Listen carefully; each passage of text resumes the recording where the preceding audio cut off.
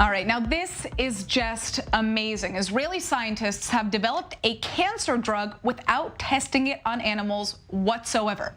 How is this possible, you ask? Well, Hebrew University researchers have created a chip that contains human tissue that simulates the human body. This organ-on-chip technology is actually 30 years old, but the Israeli team is believed to be the first in the world to successfully create a new treatment using its capabilities. And this could mean a future where animal testing is eliminated once and for all.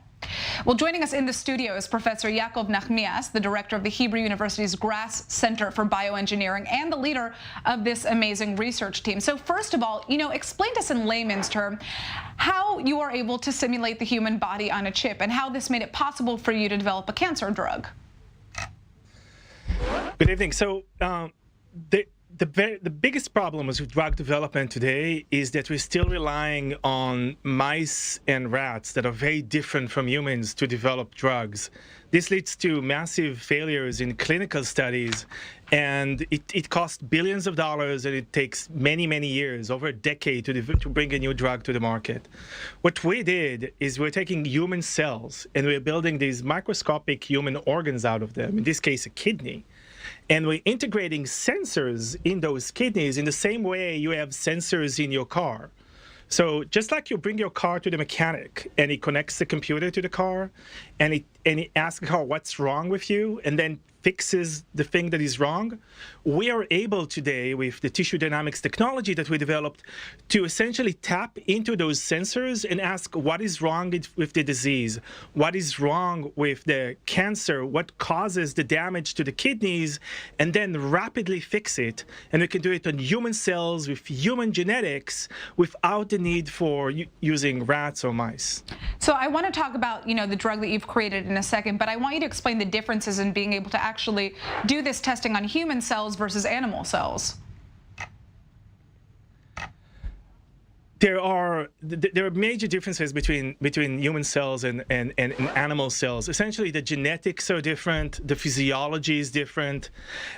This leads to these differences like, for example, thalidomide, which causes horrible birth defects back in the 70s, is very safe in rodents, while drugs like aspirin that are very safe in humans, my father takes it, are horribly cause developmental toxicity in rodents. This allows us to use human cells. This technology allows us to use human cells with human physiology, essentially get a more accurate response.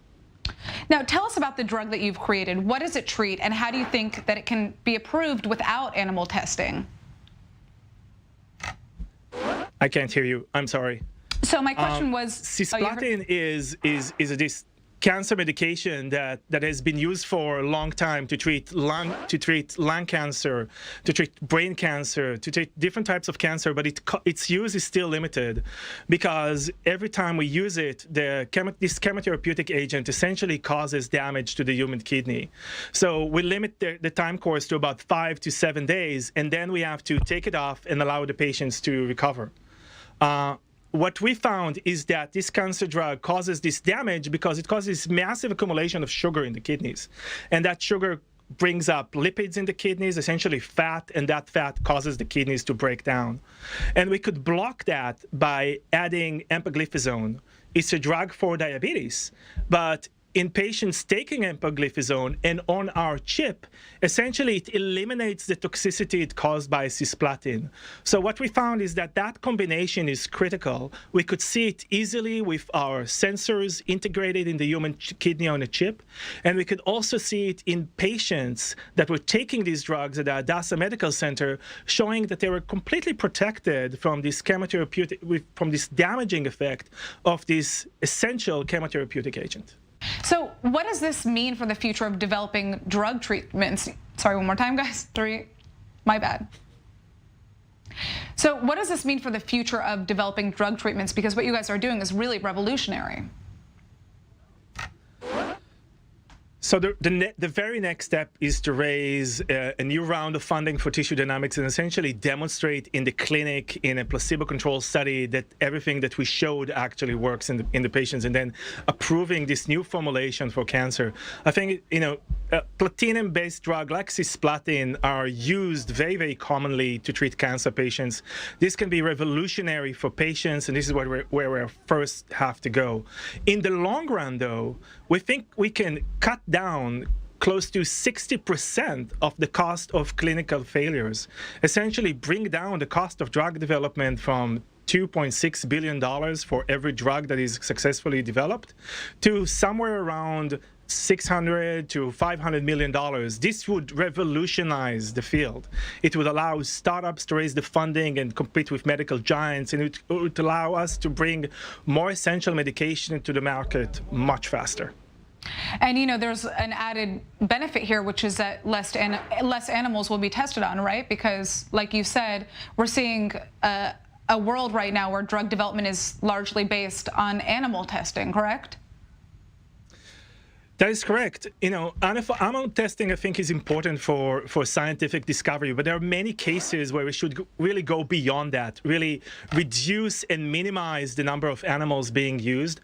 It's a worldwide trend. We're not the only ones doing it, but hopefully we can dramatically reduce, if not completely eliminate, the use of animals in drug development.